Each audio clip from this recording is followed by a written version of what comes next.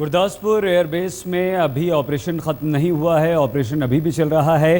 हालांकि कुल मिलाकर 6 आतंकवादियों को मार गिराया गया है और सुरक्षा बलों की कोशिश ये भी रही कि जिंदा आतंकवादियों को या एक आध आतंकवादी जिंदा भी हाथ लग जाए, लेकिन सुरक्षा बाहर भी कड़ी कर दी गई है। ऑपरेशन अभी चल रहा है, कामयाब है। जो सबसे बड़ी कामयाबी ये है कि किसी तरह का कोई नुकसान पहुँचाने में आतंकवादी कामयाब नहीं हो पाए एयरबेस पर, चाहे हमारे मिसाइलों को या हमारे विमानों को। कौन कौन थे सर उस वक्त? राजेश वर्मा। अच्छा जी। मदन गोपाल। अच्छा सर। मेरा, हाँ जी। तो सर आप ये समझते हैं कि आपने सही समय पे जो है पुलिस को इन्फॉर्मेशन दे दी थी कि आपके साथ इस तरह की वारदात हुई है, और आप ये समझते हैं कि एजेंसीज ने तुरंत एक्शन नहीं लिया और आपको उन्होंने विश्वास नहीं किया इमीडिएटली? मैंने तो दे दिया, मेरा फर्ज था जो अपने जहाँ हमारा कंट्रोल रूम उसको मैंने दे दिया कि ये ऐसी बात हुई है। बाकी उन्होंने की थी, बाकी मुझे है आपको पता चल गया जो हो गया, कॉन्फर्मेशन मुताबिक वो हो गया, उसका काउंटर वगैरह कहते खत्म हो गया। नहीं सर, सवाल यही है सर कि आपके साथ इतनी बड़ी वारदात करने के बाद जो आतंकवादी थे लगभग 27 घंटे सुरक्षा एजेंसियों की नजर से बाहर रहे और लोगों की उस पर नजर नहीं पड़ी, उन्होंने उनको मार नहीं गिराया। नहीं, मैंने तो बचा कर दिया इन लोगों को। हो सकता है बड़ा दुकान जो चल गया, ये ऐसे कोई पब्लिक प्लेस पे कोई ऐसे कर देते, और मैंने जितनी जल्दी मेरे को होया मैंने मैसेज कर दिया कंट्रोल को। हाँ क्यों सर, आपकी सूचना के आधार पे अगर वो तुरंत कार्रवाई करते तो उनको तुरंत मार गिराया जा सकता था और इतना समय उनको न मिलता। नहीं, मैंने तो दे दिया कार्रवाई, तो वो उन्होंने कर दी थी। मैं तो इधर मेरा तो माइंड पजल हो रखा था जी जी, क्या करूं क्या न करूं। जी जी, तो मैंने जो अपना फर्ज अदा कर दिया था, बाकी तो कार्रवाई सबने हमारे जो है उन्होंने करना था। मैंने तो अपना फर्ज अदा कर दिया, इन्फॉर्मेशन दे दिया बस।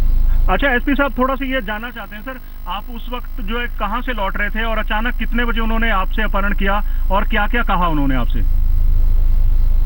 पर मुझे मजार थी, उधर मत्था टेके 5 पीर की मत्था टेकने वापस आ रहा था। जी जी।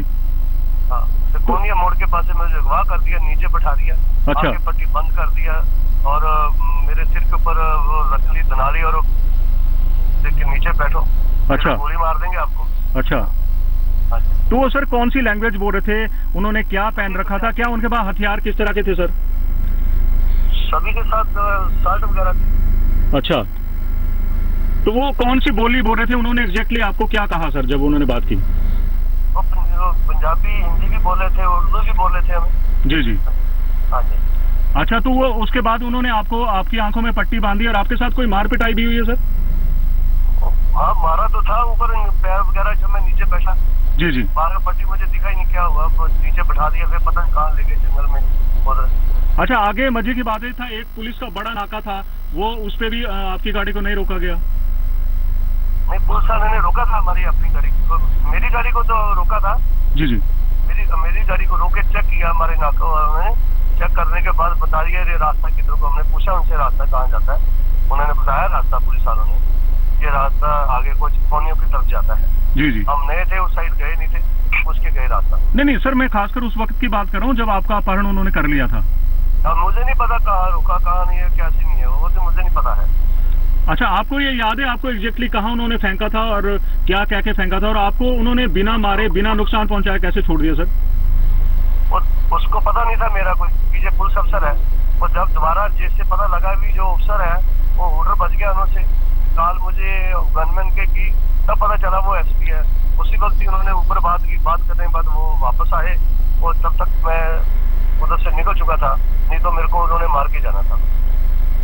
अच्छा, उन्होंने कुछ कहा आपको जिस टाइम फेंका, क्या किया? इधर से हिलना नहीं है 4 बजे तक, नहीं तो गोली मार दूंगा। अच्छा, हिलना नहीं है 4 बजे तक।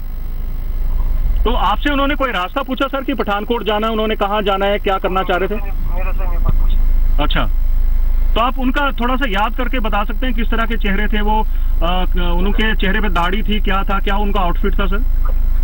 हाँ जी, मेरे को बात नहीं समझ आई। सर मैं ये पूछ रहा था कि उनका आउटफिट क्या था और उन्होंने क्या पहन रखा था उस वक्त को, और थोड़ा याद कर सकते हैं कि उनके पास किस तरह के बैग थे, उसके अंदर क्या क्या हो सकता है? नहीं, मुझे नहीं पता वो जो मिलिट्री की वर्दी पहनी हुई थी बस, जी, जी। साल्ट वगैरह थी उनके पास। अच्छा सर, एक सवाल और ये पूछना चाहता हूँ कि अब जैसे ये आपके साथ ये वारदात हुई उसके बाद ये कहा जा रहा है कि आप एक सस्पेक्ट भी हैं और एक विक्टिम भी है। ये तो मुझे पता नहीं है, ये तो ये बना रहे हैं, लेकिन हम सच्चाई है दरबार के गए थे और जो सच्चाई थी तो हम बच गए।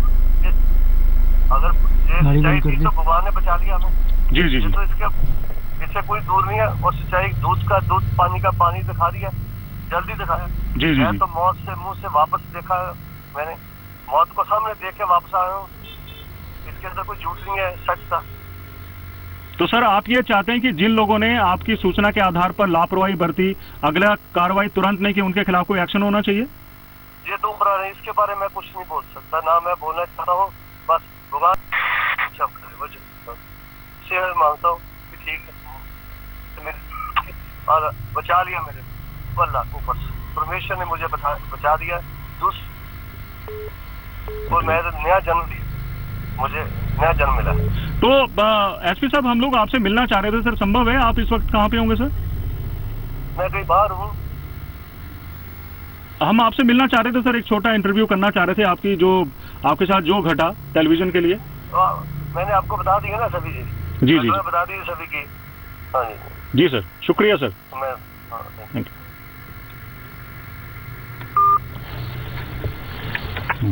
बड़ी खबर इस वक्त ये आ रही है कि ये और भी बड़ा आतंकवादी हमला हो सकता था। गृह मंत्री राजनाथ सिंह ने यह बयान दिया है कि ये बड़ा आतंकवादी हमला हो सकता था। खुफिया एजेंसी